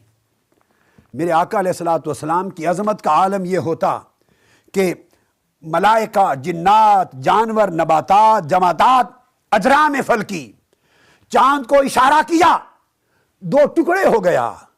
ارے یہ تو شق کمر کا واقعہ حضور کے زمانہ بعثت کا ہے۔ حدیث میں آتا ہے حضور کے چچا حضرت عباس بن عبد المطلب فرماتے ہیں میرے محبوب آپ کو معلوم ہے کہ وہ کون سی علامت تھی جس نے مجھے متاثر کیا اور میں آپ کی نبوت پر ایمان لایا؟ آقا نے فرمایا چچا عباس بتا کون سی علامت تھی؟ فرمایا یا رسول اللہ لوگوں نے آپ کو اعلان نبوت کے بعد دیکھا، لوگوں نے چاند کو ٹکڑے ہوتے دیکھا تو ایمان لائے، لوگوں نے کنکریوں کو ہاتھ میں کلمہ پڑھتے دیکھا تو ایمان لائے، لوگوں نے درختوں کو زمین چیر کر آپ کو سجدہ کرتے دیکھا تو ایمان لائے، لوگوں نے جانوروں کو سجدے کرتا دیکھا ایمان لائے، لوگوں نے آپ کی عظمتیں آپ کے اعلان نبوت کے بعد دیکھی۔ لیکن میں اس وقت سمجھ گیا تھا کہ محمد مصطفیٰ رسول آخر الزماں ہے جب آپ پنگوڑے میں تھے۔ پوچھا چچا، مسکرا کر پوچھا چچا وہ کیا چیز تھی؟ امام سیوطی خصائص کبریٰ میں بیان کرتے ہیں، امام ابو نعیم، امام بہقی، کل کتب میں المواہب الدنیا میں۔ آقا علیہ السلام نے پوچھا تو عباس بن عبد المطلب فرماتے ہیں میں حضور جب آپ 2 سال کے تھے میں دیکھتا تھا گھر میں پنگوڑے میں لیٹے ہوئے آپ انگلی سے کھیلتے تھے، اور خدا کی قسم جس کے قبضہ قدرت میں میری جان ہے میں نے آنکھوں سے دیکھا، روز دیکھتا تھا آپ بچپن میں 2 سال کی عمر میں انگلی سے کھیلتے ہوئے آسمان کی طرف جدھر گھماتے تھے چاند ادھر کو گھوم جاتا تھا، جدھر انگلی پھرتی تھی چاند پھر جاتا تھا، اور آپ اس سے کھیلتے رہتے تھے۔ وہ کیا ماجرا تھا؟ میں نے وہ منظر دیکھ کر حضور کی نبوت کی نشانی کو پہچان لیا۔ آقا علیہ السلام نے فرمایا کہ چچا وہ بات ہے، اصل حقیقت یہ ہے کہ چاند میرے ساتھ کھیلتا تھا، جب میں اکیلا ہوتا تھا چاند کھلاتا تھا، اور میں رونے کو جی کرتا تھا تو چاند مجھے چپ کراتا تھا، تو چاند میری انگلی کے اشارے سے ناچتا تھا، کھیلتا تھا میرے ساتھ۔ ارے شمس و قمر مصطفیٰ کے غلام، جن و انس مصطفیٰ کے غلام، شجر و حجر مصطفیٰ کے غلام، مخلوقات ما قبل و ما بعد مصطفیٰ کی غلام، ہر شے مصطفیٰ کی سلطنت میں غلام ہے، اجرام فلکی مصطفیٰ کے غلام۔ پھر آقا علیہ الصلوۃ والسلام کی یہی سلطانی قیامت کے دن پر قائم ہوگی۔ اور اس میں ایک حدیث ایمان افروز سناتا ہوں، سیدنا امام محمد الباقر کی روایت ہے۔ گھر کی بات گھر والوں کے امام سے سنیے، سیدنا امام محمد الباقر وہ روایت کرتے ہیں اپنے چچا اپنے امام محمد بن علی الحنفیہ سے، امام زین العابدین کے چچا، ان سے روایت کرتے ہیں، اور وہ مولا علی شیر خدا سے وہ فرماتے ہیں کہ حضور علیہ الصلوۃ والسلام نے فرمایا کہ قیامت کا دن ہوگا، وَلَسَوْفَ يُؤْتِيكَ رَبُّكَ فَتَرْضَىٰ، قیامت کے دن بھی حضور کی سلطنت قائم ہوگی، ہر کوئی اللہ کی رضا کی طرف تک رہا ہوگا، امر الہی کی طرف تک رہا ہوگا، مگر خدا رضا مصطفیٰ کو تک رہا ہوگا۔ اب یہ روایت میں امام محمد الباقر کے طریق سے مولا علی شیر خدا ان النبی الحبیب المصطفیٰ صلی اللہ علیہ وآلہ وسلم کوٹ کر رہا ہوں۔ آقا نے فرمایا کہ میرے رب نے، اور یہ ہر حدیث کی کتاب میں کثرت کے ساتھ صحیح مسلم میں بھی ہے، حدیث صحیح، آقا نے فرمایا میرا رب پوچھے گا ردیت یا محمد وَلَسَوْفَ يُؤْتِيكَ رَبُّكَ فَتَرْضَىٰ، ہم آپ کو اتنا عطا کریں گے قیامت کے دن کہ محبوب آپ راضی ہو جائیں گے۔ اس آیت کریمہ کی تفسیر کرتے ہوئے فرماتے ہیں میرا رب قیامت کے دن مجھ سے پوچھے گا محبوب امت اتنی بخش دی، پھر اتنی بخش دی، یہ بھی بخش دیے، یہ بھی بخش دیے، حتیٰ کہ پوچھے گا حل ردیت یا محمد، میرے محبوب اب خوش ہو؟ فاقول رب رضیت، میں عرض کروں گا مولا میں راضی ہو گیا۔ جب یہ شرح بیان کر دی تو اس کے بعد مولا علی شیر خدا بیان کرتے ہیں اور امام محمد الباقر بیان کرتے ہیں، اے اہل عراق، خطاب کرتے ہیں، اہل عراق تمہارے نزدیک اللہ کی رحمت والی آیت بڑی عظیم ہے، یا عبادی الذین اسرفوا علی انفسہم لا تقنطوا من رحمت اللہ، اللہ کی رحمت سے مایوس نہ ہونا، اللہ معاف کرنے والا ہے۔ تم سمجھتے ہو یہ آیت ہماری بخشش کے لیے بڑی عظیم ہے، مگر ولاکننا اہل البیت، ہم جو اہل بیت رسول ہیں ہم سمجھتے ہیں کہ یہ آیت بہت بڑا پیغام ہے جس سے ہمارے سینے ٹھنڈے ہیں۔ وہ کون سی؟ وَلَسَوْفَ يُؤْتِيكَ رَبُّكَ فَتَرْضَىٰ، کہ قیامت کے دن اللہ رسول سے خود پوچھے گا محبوب خوش ہو کہ نہیں؟ تو آپ فرماتے ہیں کہ میرا ایک امتی بھی اگر دوزخ میں رہ گیا تو میں یہ نہیں کہوں گا کہ میں راضی ہوں۔ تو اس وجہ سے فرماتے کہ ہم اس وجہ سے خوش ہیں کس حدیث پر۔ اور آقا علیہ السلام قیامت کے دن کے لیے کہتے ہیں، آقا علیہ السلام قیامت کے دن کے لیے سلطانی کا ذکر کرتے ہیں، فرماتے ہیں انا اولہم خروجاً وانا قائدہم اذا وفدوا وانا خطیبہم اذا انصتوا وانا مشفعہم اذا حبسوا وانا مبشرہم اذا آیسوا الکرامۃ والمفاتیح یومئذ بیدی وانا اکرم ولد آدم علی ربی ویطوف علی الف خادم کانہم بید مکنون اور لؤلؤ منصور۔ فرمایا قیامت کے دن سب سے پہلے میں چلوں گا، کل انبیاء کے وفود کی قیادت میں کروں گا، ہر کسی کی زبان چپ ہوگی، خطیب قیامت صرف میں ہوں گا، شفاعت سب سے پہلے میں کروں گا، بشارت سب سے پہلے میں دوں گا۔ فرمایا بزرگی جنت اور کرامت کی چابیاں میرے ہاتھ میں تھمائی جائیں گی، جس کے ہاتھ میں چابیاں دے دی جائیں وہ سلطان نہیں تو اور کیا ہوتا ہے، چابیاں میرے ہاتھ میں ہوں گی۔ فرمایا میرے ارد گرد ہزارہا فرشتوں کی جماعت سفید موتیوں کی طرح چل رہی ہوگی۔ اور میرے آقا نے فرمایا فَأَمَّا الْمَقَالِيدُ کَأَنِّي أُوتِيتُ الْمَقَالِيدُ وَالْمَوَازِينَ، امام احمد روایت کرتے ہیں مقالید اور موازین مجھے تھما دیے جائیں گے۔ فَأَمَّا الْمَقَالِيدُ فَهَٰذِهِ الْمَفَاتِيحُ، فرماتے مقالید چابیاں ہیں، جنت میں چابیاں میرے پاس ہوں گی، جس کو چاہوں گا جانے دوں گا۔ اور موازین نامہ اعمال کے ترازو میرے ہاتھ میں دے دیے جائیں گے، ترازو کے مالک بھی مصطفیٰ اور جنت کی چابیوں کے مالک بھی مصطفیٰ۔ پھر سلطانی کا عالم یہ ہے کہ آقا علیہ السلام فرماتے ہیں، حدیث پاک حدیث سے صحیح ہے کہ آقا نے فرمایا ان ربی تبارک و تعالی استشارنی فی امتی، اللہ نے مجھ سے مشورہ کیا، محبوب بتا آپ کی امت کے ساتھ کیا معاملہ کیا جائے، امت کے ساتھ کیا معاملہ کیا جائے، رب مشورہ کرتا ہے، حضور مشیر الہی ہیں۔ یہ سلطنت ہوگی۔ اور آخری امپورٹنٹ بات بڑی توجہ سے سنیے، جو خلاصہ ہے اس کلام کا، وہ یہ کہ سلطان کو کرسی دی جاتی ہے، تخت دیا جاتا ہے۔ حدیث پاک میں عبداللہ ابن عباس روایت کرتے ہیں طبرانی میں، عبداللہ ابن عمر روایت کرتے ہیں دیلمی میں، اور صحابی عبداللہ ابن سلام روایت کرتے ہیں ابن ابی عاصم، اور سنہ الخلال ابن جریر طبری اور آجری، یہ سارے صحابہ کہتے ہیں عسیٰ ان یبعثک ربک مقاما محمودا، کہ مقام محمود جس پر قیامت کے دن حضور کو بٹھایا جائے گا اس سے مراد کیا ہے؟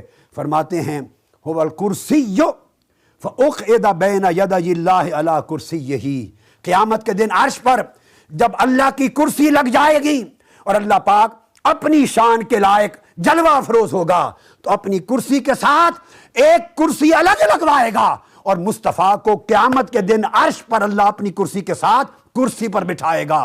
یہ کرسی صدر قیامت کی ہوگی، یہ کرسی قیامت کے وزیر اعظم کی ہوگی۔ آقا علیہ السلام دو کرسیاں عرش پر ہوں گی، ایک کرسی خدا کی اس کی شان کے لائق جس کی کوئی مثال نہیں، اور ایک کرسی مصطفیٰ کی حضور کی شان ابدیت اور شان محبوبیت کے لائق۔ حضرت مجاہد نے یہی روایت کیا، اور تمام ائمہ محدثین نے اس کو روایت کیا، اور امام احمد بن حنبل فرماتے تھے کہ تمام علماء محدثین اس حدیث کو قبول کرتے ہیں۔ امام ابو داؤد صاحب سنن فرماتے جو شخص عرش پر حضور کی کرسی پر حضور کے بٹھائے جانے کا انکار کرے اس کا ایمان قابل قبول نہیں، وہ متہم ہے، وہ بد عقیدہ شخص ہے، امام ابو داؤد فرماتے۔ اور امام سلم بن جعفر البکراوی، ابو سعید الجریری، وہ فرماتے کہ بدبخت قیامت کے دن عرش پر حضور کے کرسی پر بٹھائے جانے کا کبھی انکار نہ کرنا، یہ عقیدہ اہل سنت کا اور ائمہ کا عقیدہ ہے۔ امام آجوری کہتے ہیں کہ جو حضور کے کرسی کی شان کا انکار کرے وہ شخص بد عقیدہ ہے۔ علامہ ابن تیمیہ تک نے کہا، ان کی مجموع الفتاوی جلد 4 صفحہ 374، ابن تیمیہ وہ کہتے ہیں کہ کل اکابر علماء اور اولیاء وہ قبول کرتے ہیں اس حدیث کو کہ قیامت کے دن اللہ کی کرسی کے ساتھ مصطفیٰ کی کرسی لگے گی اور حضور کرسی پہ تشریف فرما ہوں گے۔ ابن تیمیہ جیسے شخص نے اس کی تائید کی۔ حافظ ابن حجر عسقلانی نے فتح الباری میں جلد 11 صفحہ 426-27 میں تصریح کی کہ یہ قول حق ہے، نہ عقلی دلائل سے اسے رد کیا جا سکتا ہے اور نہ روایات کے اس سے رد کیا جا سکتا ہے۔ امام قسطلانی نے اس کی تائید کی۔ تو قیامت کے دن منظر یہ ہوگا کہ ساری کائنات اپنے اپنے حال کے مطابق جگہوں پر ہوگی۔ عرش پر 2 کرسیاں ہوں گی، ایک کرسی بادشاہ حقیقی کی رب ذوالجلال کی جو فیصلے فرمائے گا، ایک کرسی اس شہنشاہ حقیقی کے محبوب کی محمد مصطفیٰ کی جو سلطان الکائنات ہوگا، اور آقا علیہ الصلوۃ والسلام کو شان عطا کی جائے گی۔ اور میں بات کو ختم کر رہا ہوں، اور یہ کلمہ عروج کا کلمہ ہے جس سے آپ کو پتا چلے کہ عند اللہ مصطفیٰ کی عظمت کیا ہے۔ ارے شان مصطفیٰ میں شک و شبہ کرنے والوں اور حضور کی شان کو اپنی عقل کے پیمانوں پر تولنے والوں، حضور کی شان کی نسبت شکوک پیدا کرنے والوں اور یہ سمجھنے والوں کہ یہ مبالغہ ہے، غلو ہے۔ ارے غلو ہر شے میں ہو سکتا ہے، ایک شان مصطفیٰ میں غلو نہیں ہے۔ ہر شے کے لیے حد ہے، مگر عظمت مصطفیٰ اور شوکت مصطفیٰ کی کوئی حد نہیں ہے۔ پوچھو خدا سے، قیامت کے دن جب قیامت کا دن ختم ہوگا اور جنت میں ہر کوئی چلے جائیں گے، جنت میں تمام کتابوں میں آیا ہے، جو تفسیر چاہیں اٹھا کے دیکھ لیں، تفسیر ابن جریر کو اٹھائیں، ابن کثیر کو اٹھائیں، تفسیر رازی کو اٹھائیں، قرطبی کو اٹھائیں، بغوی کو اٹھائیں، معانی تفسیر روح المعانی کو اٹھائیں، امام سیوطی کو اٹھائیں۔ میں آپ کو برملا چیلنج کرتا ہوں، دنیا کے ان سب علماء کو بڑی تفاسیر کو اٹھا لیں، اس وقت نہیں ہے، میرے پاس سینکڑوں تفاسیر پڑی ہیں، میں خلاصہ دے رہا ہوں۔ ہر تفسیر نے بیان کیا 2 روایتیں کہ قیامت کے دن وَلَسَوْفَ يُعْطِيكَ رَبُّكَ فَتَرْضَىٰ کی شان کیا ہوگی کہ قیامت ختم ہو جائے گی، حضور جنت میں جائیں گے اور حضور کی سلطنت اور حکومت جنت میں بھی قائم دائم ہوگی، اور وہ کیا؟ فَأَعْطَاهُ اللَّهُ عَزَّ وَجَلَّ أَلْفَ قَصْرٍ فِي الْجَنَّةِ مِنْ لُؤْلُؤٍ تُرَابُهُنَّ الْمِسْكُ وَفِي كُلِّ قَصْرٍ مَا يَنبَغِي لَهُ مِنَ الْخَدَمِ۔ جب جنت میں آپ سب چلے جائیں گے تو آقا علیہ السلام کا قیام آپ کی شان کے مطابق جہاں ہوگا سو ہوگا، مگر 1000 محلات حضور کے خادموں کے لیے الگ جنت میں بنائے گئے ہوں گے۔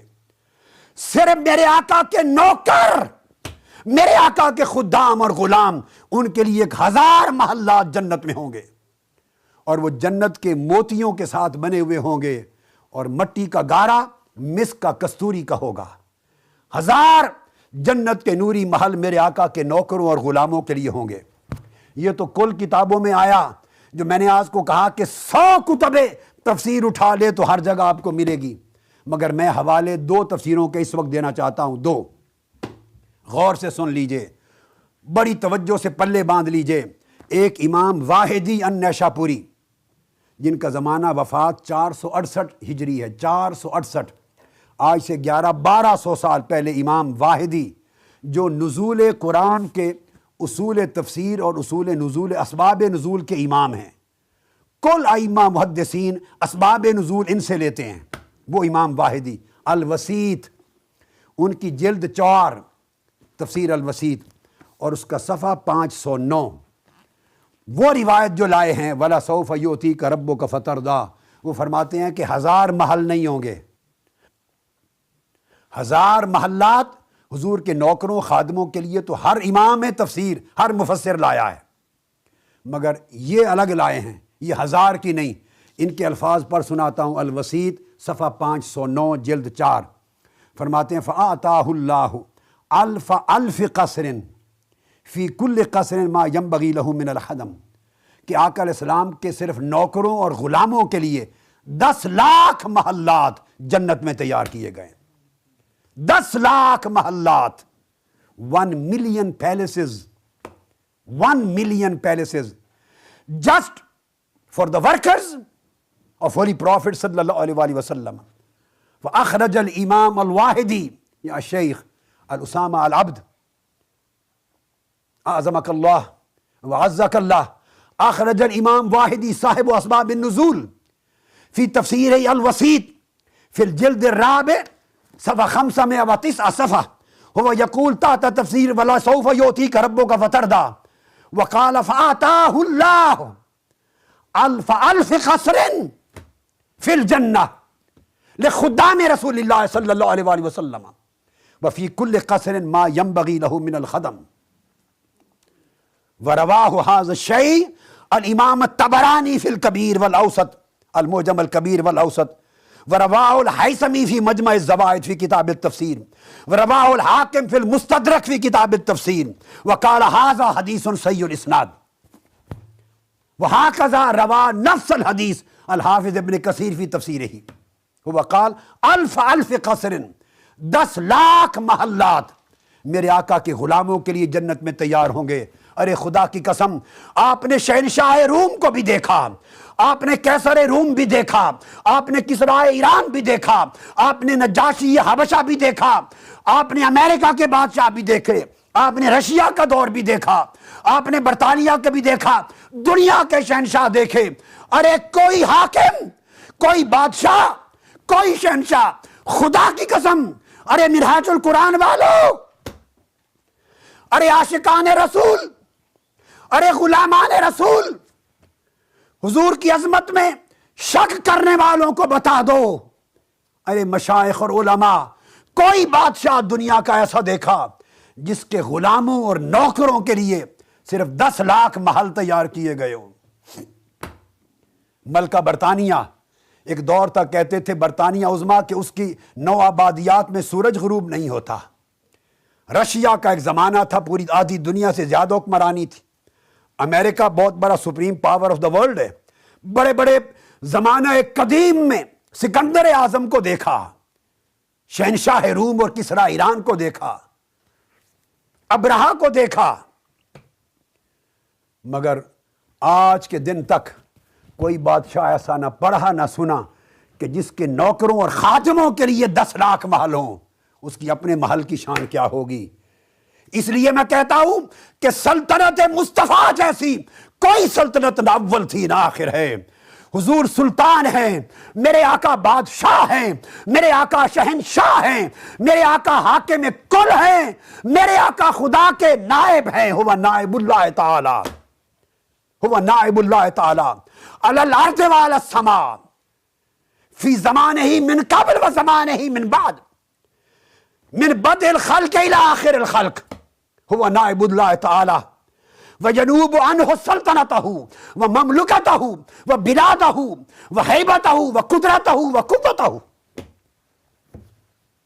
یہ تو حدیث تھی جو میں نے امام واحدی کی لی، اور بات ختم کرنے کے لیے کہ یہاں مہر ثابت ہو جائے گی، اسی حدیث کو امام حافظ ابن کثیر نے لیا ہے.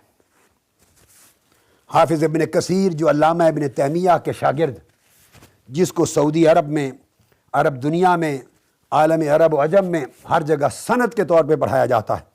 حافظ ابن کثیر نے بھی 1000 محلات کی روایت نہیں لی. وہ پڑھ لیں. عن علی بن عبداللہ بن عباس عن ابیہ، عبداللہ ابن عباس روایت کرتے ہیں. وقال الامام ابو عمرو الاوزاعی، میں نقل کر رہا ہوں پوری سند کو، عن اسماعیل بن عبید اللہ بن ابی المہاجر المخزومی عن علی بن عبداللہ عن عبداللہ ابن عباس رضی اللہ تعالی عنہ. وہ فرماتے ہیں فسر بقولہ تعالی وَلَسَوْفَ يُؤْتِيكَ رَبُّكَ فَتَرْضَىٰ وقال فآتاه فی الجنة ألف قصر وفي كل قصر ما ينبغي له من الخدم. وقال هذا اسناد صحیح الى ابن عباس.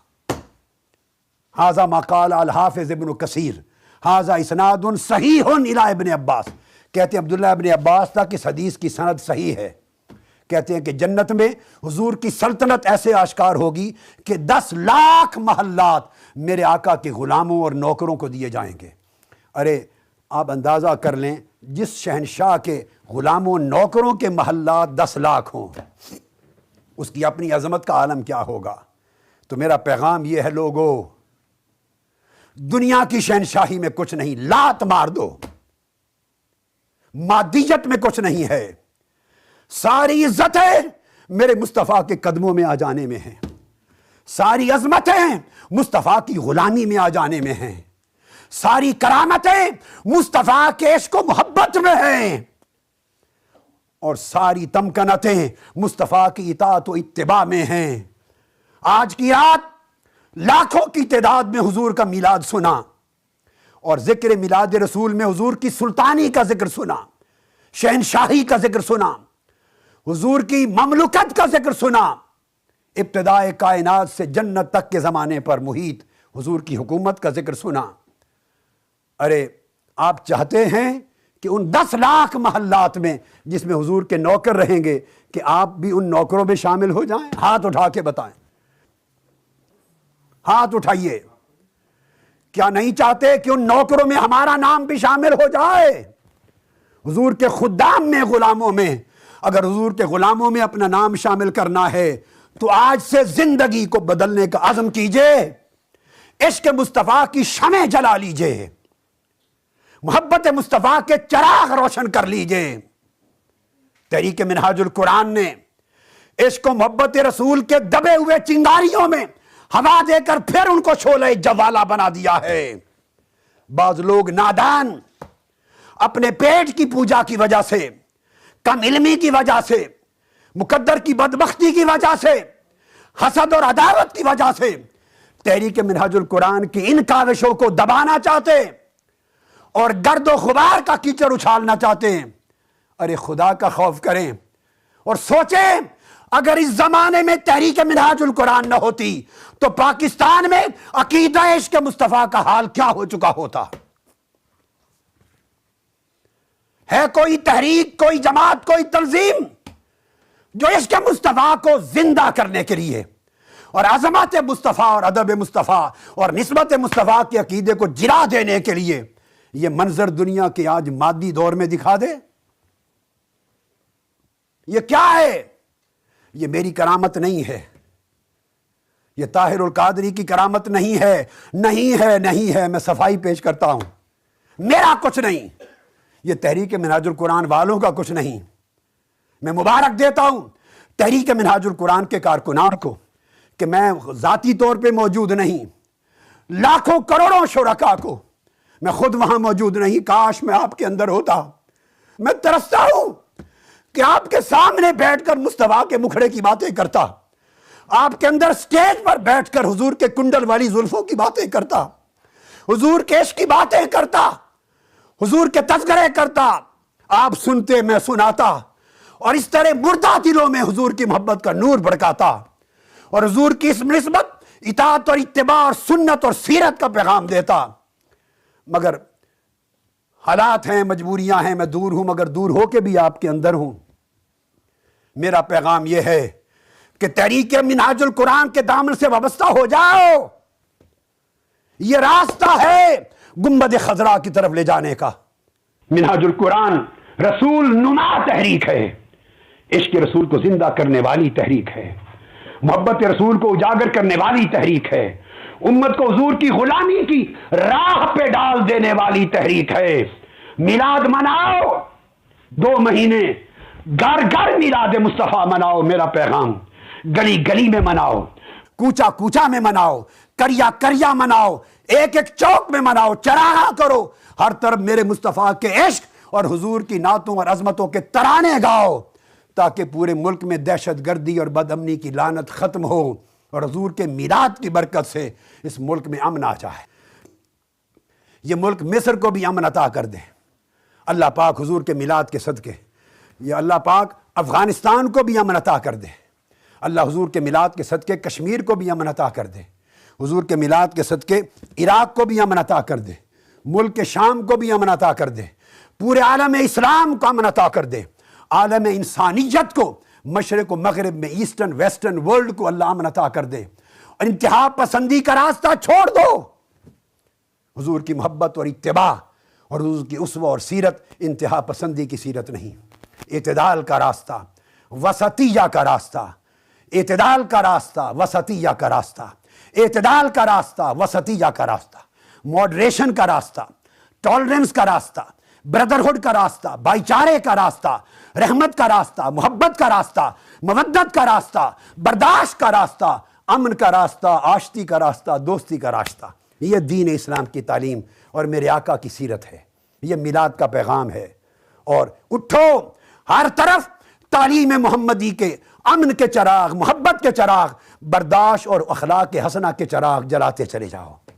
اچھے اخلاق پیدا کرو میرے لوگوں، خوش خلق بنو، تمہاری جبینوں پر سجدوں کے نشان ہو، نمازی بنو، شب زندہ دار بنو، متقی بنو، حضور کی سیرت پہ عمل کرو، قرآن کو پڑھا کرو اور قرآن کو سمجھا کرو، حضور کی سنت و حدیث کو پڑھا کرو، سنت پہ عمل کیا کرو، اپنی عملی زندگیاں حضور کی سیرت میں ڈال دو، اور چلتے پھرتے عشق رسول اور اسوہ رسول کے نمونے بن جاؤ۔ اللہ پاک پوری امت پہ کرم کرے۔ یہ آج کی رات شب میلاد کا پیغام ہے، مبارک ہو۔ آقا علیہ السلام کے میلاد کی مبارک سات آ گئی۔ اب میں چاہوں گا کہ خوب صلاۃ و سلام پڑھیں میرے آقا پر، اور اللہ خوش ہو اور اللہ کے ملائکہ خوش ہوں، سلام پڑھیں، پھر اپنی جشن میلاد کی آخری خوشی، آخری لمحے کی منائیں، اور دنیا میں ایک پیغام محبت کو اور پیغام عظمت کو اور پیغام سیرت و سنت کو عام کر دیں۔ اللہ پاک پاکستان پر اور پوری امت مسلمہ پہ کرم کرے اور اپنی رحمت کے ساتھ انسانیت کو آباد فرمائے، اور تحریک منہاج القرآن کے ان لاکھوں کارکنوں اور قائدین کو اور بیٹیوں کو اور ویمن لیگ کی بیٹیوں کو اور تنظیمات کو جو میری عدم موجودگی میں سخت شدت کی سردی کے موسم میں میرے حضور کا میلاد سجاتے ہیں، اللہ ان کو سجا دے، اللہ آپ کے مقدروں کو سجا دے، اور دنیا اور آخرت میں آپ کی قبروں کو حضور کی محبت کے نور سے سجا دے، اور حضور کی شفاعت کا جھنڈا آپ سب کو نصیب ہو۔ وما علینا الا البلاغ، والسلام علیکم ورحمۃ اللہ وبرکاتہ۔